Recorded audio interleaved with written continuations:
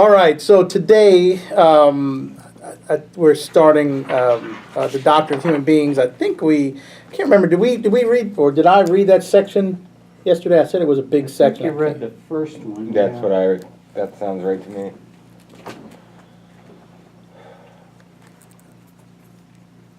Yes, and we discussed them. Remember, we talked about our lists, what we would bring up, what we would say about ourselves. Wasn't that in here? Yeah. It sounds I teach right. 3 classes a week, so you got to work with me. I'm like, was it in this class, the Acts class, or the John class? I'm like, You're but only doing 3 classes a week? I know. Well, I think we should have you do one on Thursday evening. Oh, one on Thursday evenings. Great. Well, then you'll have to deal with my wife. Oh, Alan is good at that. Yeah. Good luck. Good luck. All right. So we did talk a little bit about being strangers and trying to figure out who we are as people. And so I think we went down this list. I'm trying to see where we stopped off, and then where I'll pick up.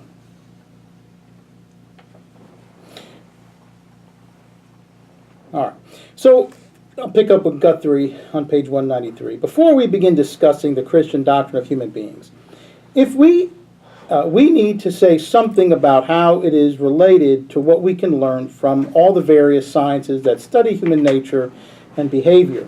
Experts in such modern disciplines as biology, sociology, cultural anthropology, and political and economic sciences can tell us some important things about ourselves that the ancient biblical writers did not know, and that modern preachers and theologians cannot tell us. If we know that all truth comes from God, we need not be afraid to learn everything these secular disciplines have to teach us. But the task of a Christian doctrine of human beings is to do 2 things they cannot do. 1, each of the sciences we have mentioned gives us a one-sided, fragmentary, partial, and therefore distorted understanding of human life from one particular perspective.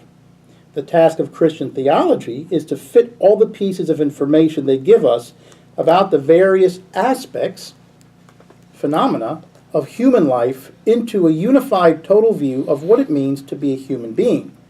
But how can we do that? The sciences understand what it means to be human without reference to God. Christians believe that in entering into human life and history, God revealed not only who God is, but also who we are. Although our faith does not replace, but in fact needs, all we can learn about ourselves from all kinds of other sources, it does add a dimension to our self-understanding we can discover no place else. The task of Christian theology is to interpret everything we know or think we know about ourselves from other sources in light of what we will and work of the God we come to know in Scripture tells us about the meaning and purpose of our lives. Our study in this chapter will be guided by this twofold understanding of the unique task of a Christian doctrine of human beings.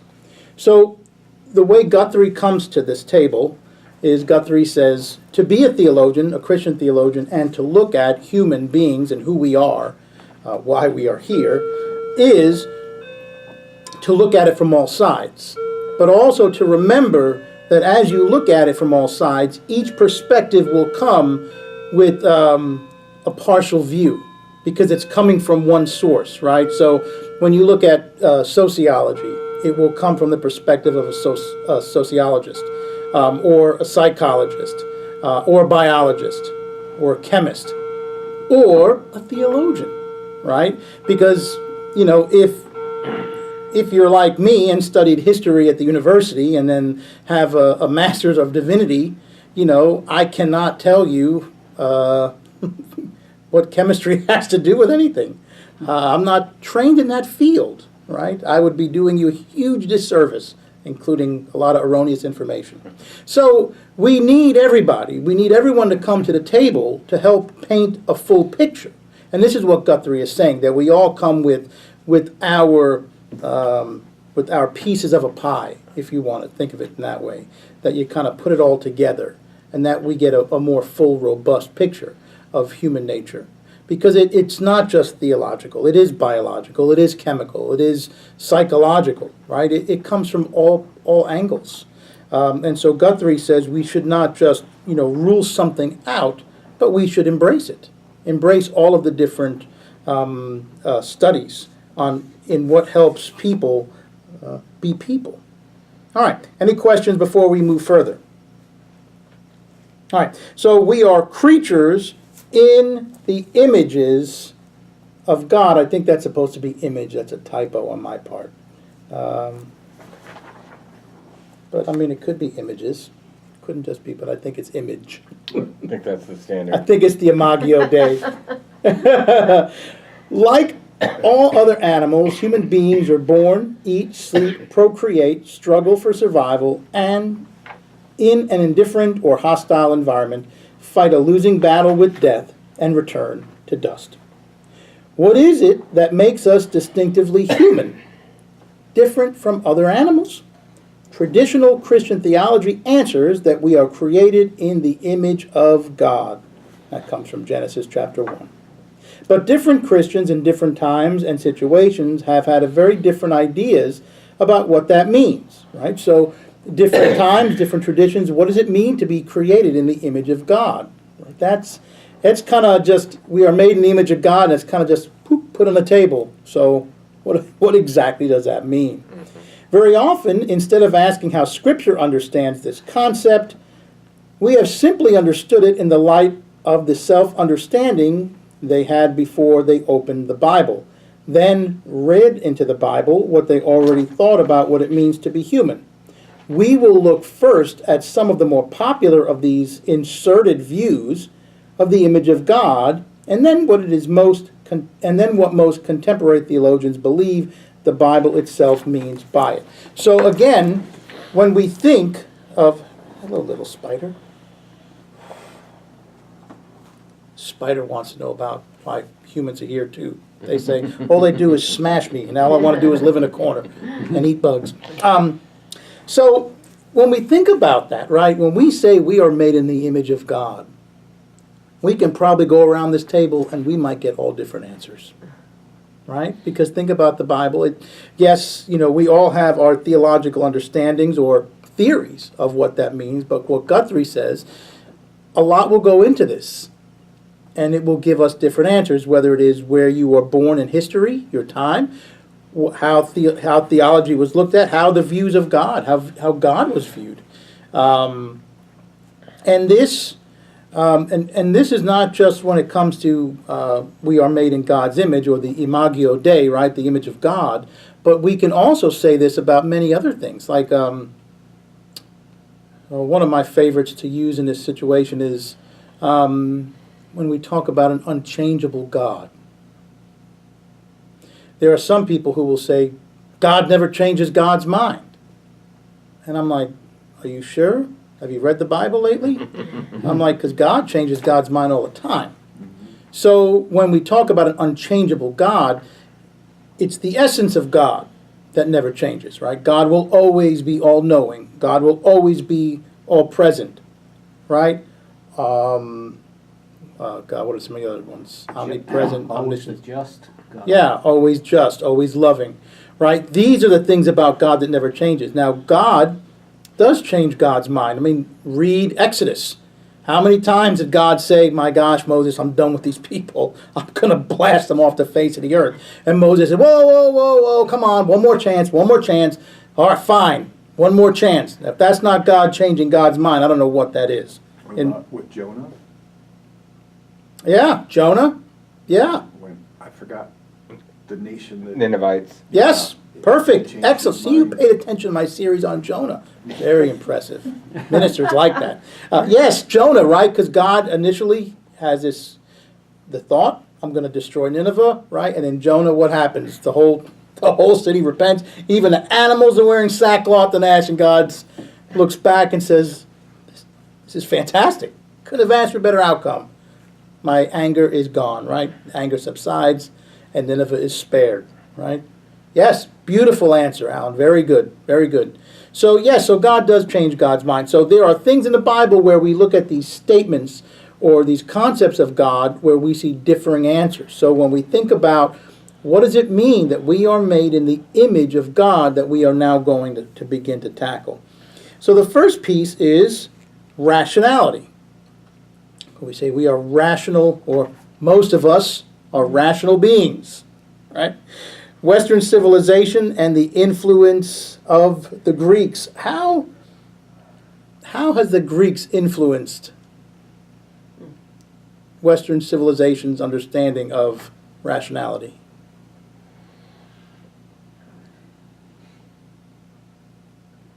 What did the Greeks give us? Logic, Logic, good. What else? A whole lot of stuff. philosophy. Philosophy, yeah. How did they not influence? That's Exactly, yeah, Where I had a exactly. difficult They mu- you know, answering. Some of these people had a lot of free time on their hands. You know, they went to the agoras, they went up to the, to the temples, and they just kind of hung out and talked. When you have enough leisure time, it's amazing what they came up with. Yes. So we have the influence from the Greeks, right, and their understanding of rationality. Western civilization in general has followed the ancient Greek belief that it is the capacity to reason that makes human beings human and like God. It is not surprising, then, that Western Christianity assumed for centuries that the image of God means ability to reason and act in accordance with what is reasonable and rational. Whatever you may think theoretically about this, did it occur to you to say, I am a rational animal, when asked who you are?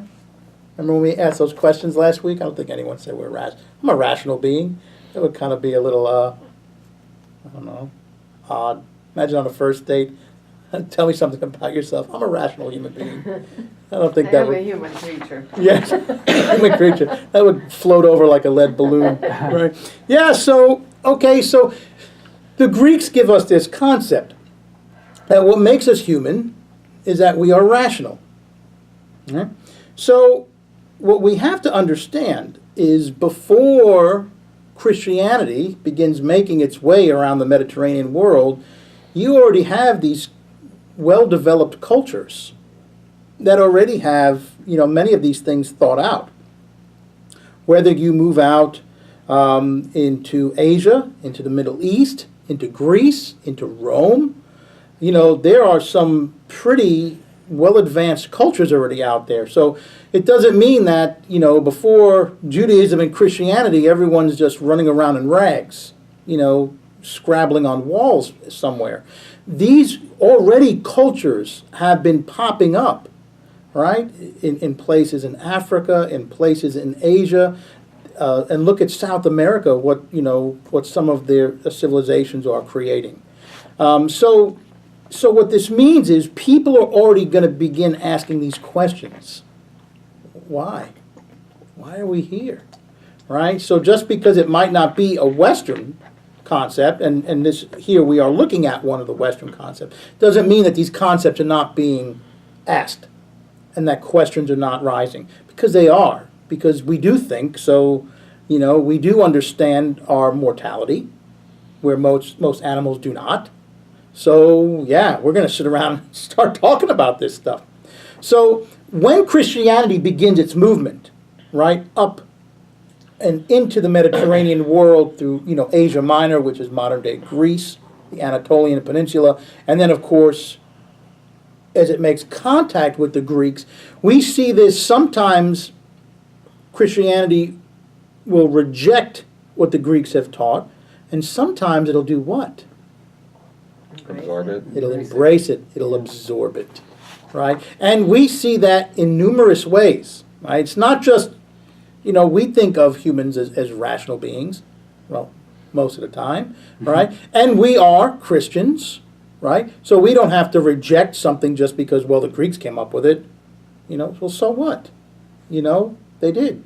One of my professors had this wonderful, not a story, but it's like this illustration, that you have all of these people climbing this mountain searching for treasure, for the treasure called truth, and they're all coming up, and they're all from different walks of life and different faiths, and some are agnostic and some are atheists, and they're climbing this mountain, and they get to the top and it's flat, and they all come at the same time and they all start digging, and the box opens and it's a truth about life, about the world.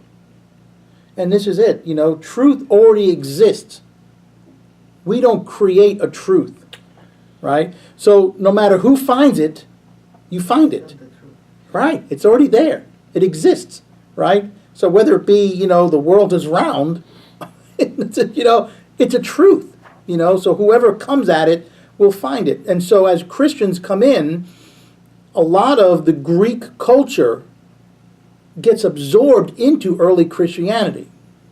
And it's interesting, where some people say, no, that cannot be. Well, it did. I mean, look how Christianity grew so fast. It's because they continually did that.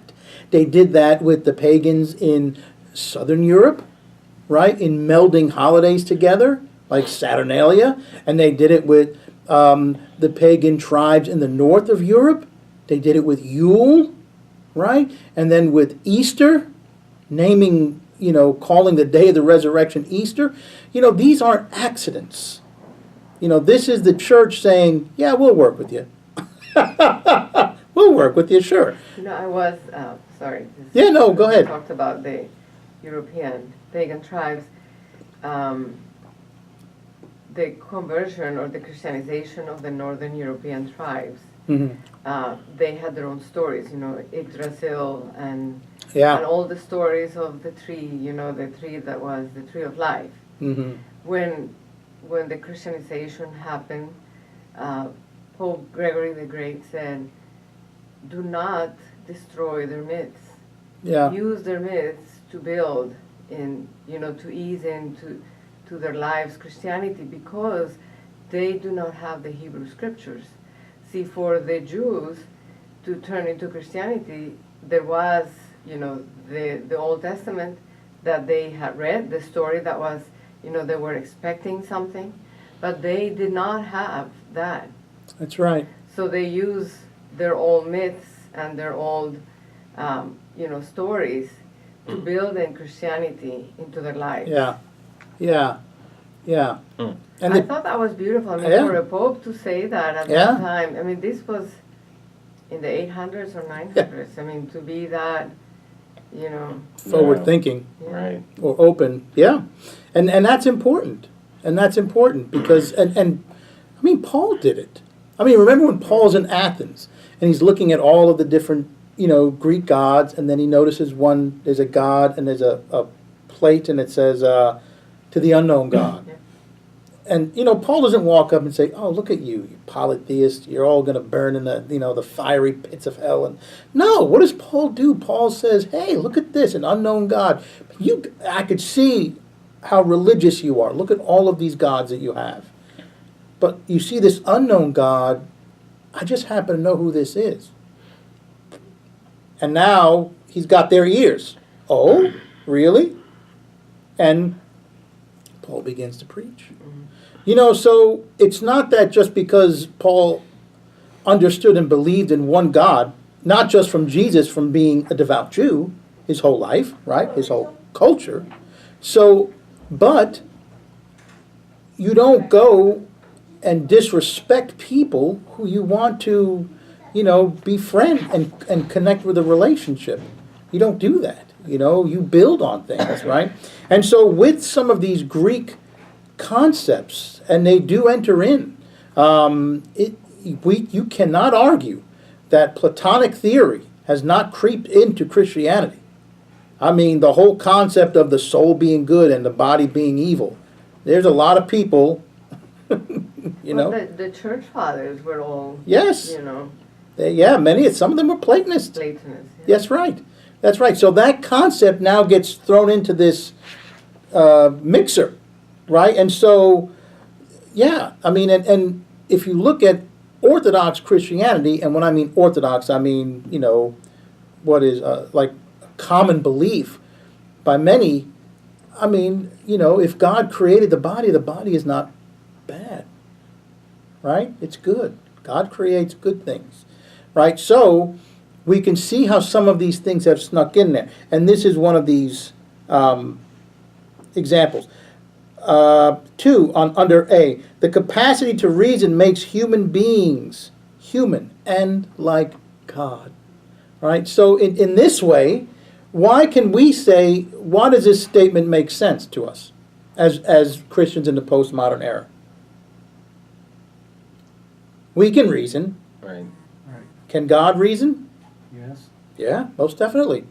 Most definitely. God reasons all the time in the Bible, whether the Hebrew Scriptures or the New Testament.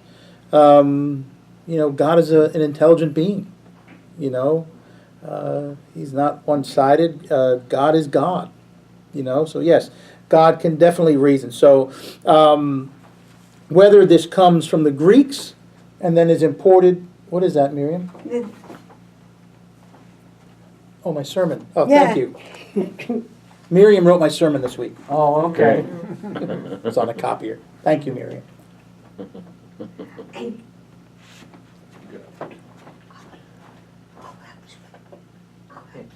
you.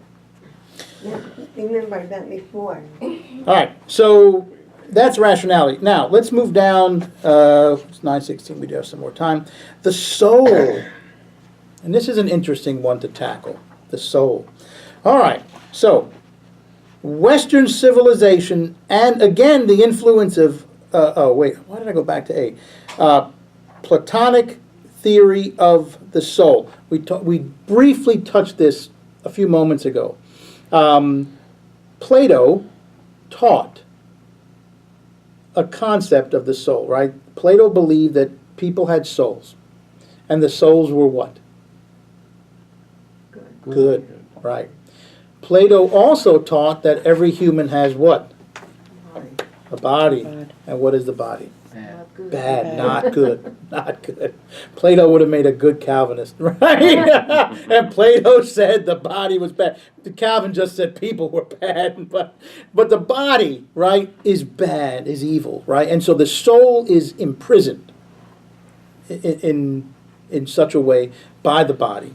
And so when we all, right, so whether in ancient Greece this body tripped and fell down a cliff and now died, the soul is released to go be somewhere, but is no longer trapped by a bad body. That sounds eerily familiar, does it not? Yes. Right, so again, there are similarities, right? There are similarities. So the soul, again, with early church fathers being Platonists, these concepts, because really when we think about what the Bible teaches, especially the afterlife, a lot of pieces are blank. And I'm not saying that, the writers specifically left them blank to confuse people. I mean, they're writing letters about specific topics, right? Or to answer questions about, like Paul's letters, to answer specific problems, right? So when you think about the afterlife, we do know a great deal of things, but there's, we don't know everything. It's not that Jesus left brochures and said, here, this is what the kingdom's going to be like. Have one of these. Some people do that on street corners. You wish he said more. Yeah, I do. Right. I wish he said more about it. I mean, I do. I mean, it's like we could see what goes on here, right? But it's the afterlife. And so, and I think that sometimes, speculation and other people kind of add into it. So the Platonic theory of the soul, and, there are Christians who have similar theories. And they're very close. When we think about the Hebrew concept of a soul, because Jesus was a Jew, so were all the disciples, so was Paul. He just hung out with Romans a bit more. They believed something a little bit different. And what was their concept of the soul? What is the soul to an ancient Hebrew? Does anyone know? It comes from Genesis. Is the breath? Yes. The Hebrew word is brephos. And so there's kind of two creation stories, right? There's one where God creates man and then borrows a rib and creates woman. And then what's the other one? The kind of man's created from the earth, Dust of the earth. the dust of the earth. And then what happens? God. Yes. God Blows the breath of life into him. blows the breath of life into humanity. And then humanity's alive. So the ancient Hebrews understood that our soul rests with God's breath. Right? For the Hebrews, the ancient Hebrews, it was a very holistic understanding of the body. It's all connected, right? So it's not that our soul is without our body, right? They believe that everything is intact. So when the breath of God goes, then what happens? They die. They die, right? They go, right? That complicates an afterlife. It does complicate an afterlife. That's correct. And that's why, what was their concept of the afterlife?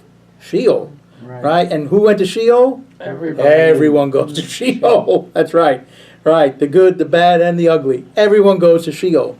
So when the Pharisees now look and find and come up with a different concept, which happens to be Jesus' lineage, right? Because he comes in that lineage, right? We see a newer concept come up that Jesus continually develops. And it's that there will be a resurrection. Right? But now, what type of resurrection?